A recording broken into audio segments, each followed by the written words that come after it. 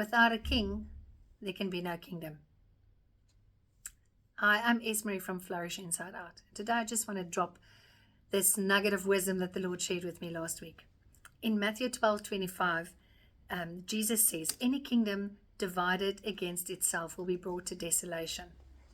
The Lord said to me last week, if you have a kingdom, the king makes the kingdom. I'm not talking about the British monarchy. I'm talking about the king and the kingdom.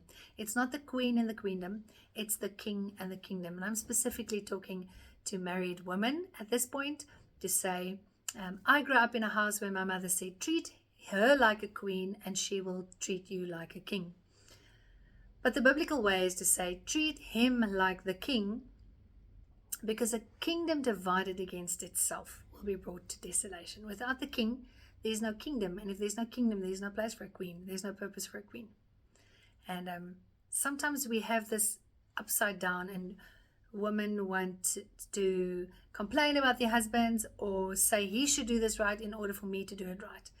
And I strongly feel to say today, if you take the crown off your husband's head and you damage the kingdom, damage the king by damaging the kingdom, there's no purpose for the queen.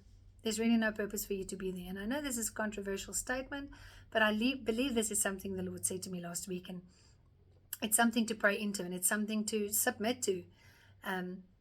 It's easy principle. If I take the owner out of a company and there's no company to work in, then I've basically taken my own covering and my own meal away. So think about it next time you speak to your husband. Try to put the crown back on his head. Honor him, respect him. Do not wash your dirty laundry in the street.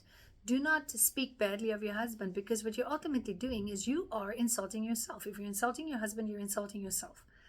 And please don't tell me, yeah, but he does this and he does that.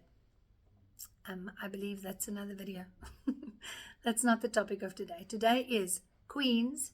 If you want to be a queen, you have to have a king and a kingdom if you're in a marriage.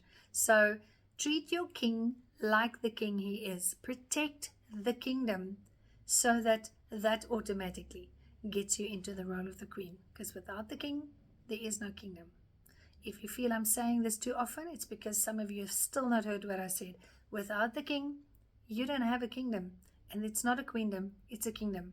And you have to put the crown on your king's head so that he can be the king, so that you can be the queen. Think about that, pray into that, do it, practice it. Bless you and have a wonderful day.